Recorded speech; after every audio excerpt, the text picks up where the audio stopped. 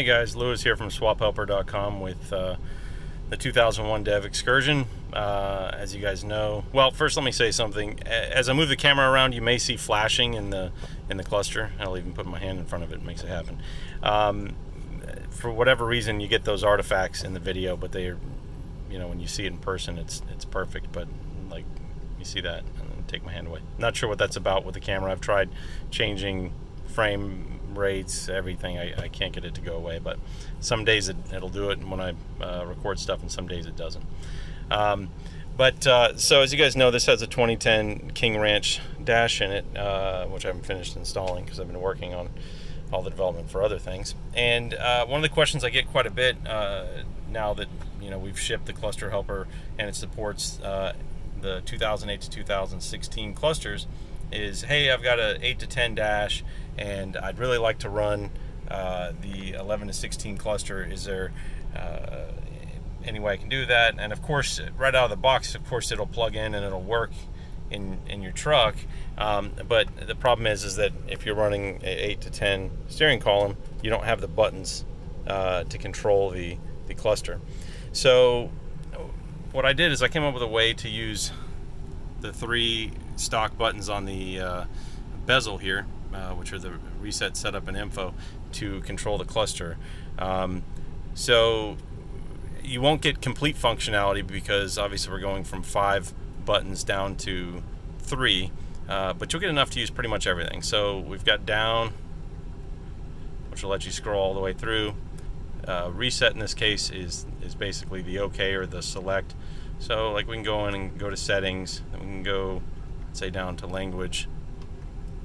Well, actually I don't want to change the language. So setup is back, so we can hit back, go down to units, select, and say we want to change it to metric. Oops, wrong button.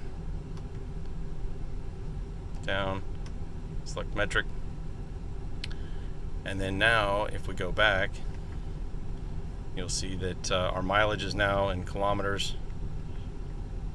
Gauge mode shows our trans temp in Celsius, all that kind of stuff. So then we can go back and we can basically get through any section of this that we need to. Go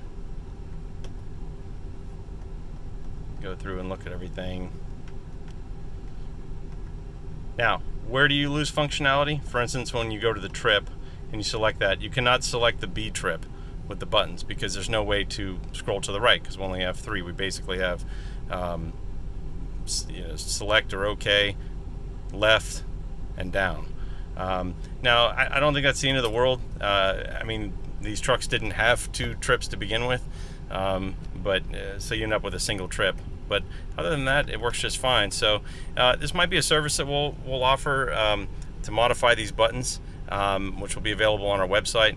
Let me know in the comments if you guys think that that would be something of interest. A lot of 8 to 10 guys have contacted me wanting to run the 11 to 16 cluster, which honestly, I at first I was going to run the 2010 chrome bezeled lariat cluster because I thought it looked better than the 11 to 16, but now I've really fallen in love with the 11 to 16. So and plus I've got one that is for a gas rig that has, instead of the boost, it has oil pressure. I think I'm going to run this cluster, especially now that I've come up with this button solution. So pricing and all that stuff will be on the website. We're thinking 1 to 2 week turnaround max for your buttons if you guys like to go that route.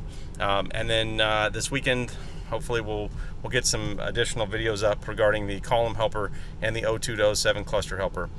The 02 to 07 cluster helper is up and running. So not sure if we'll have something in the truck film this weekend, but we're definitely going to have some updates. It's extremely hot here in Texas. I'm trying to avoid any time out in the sun and in the heat. So let me know what you guys think in the comments, and thanks for your time.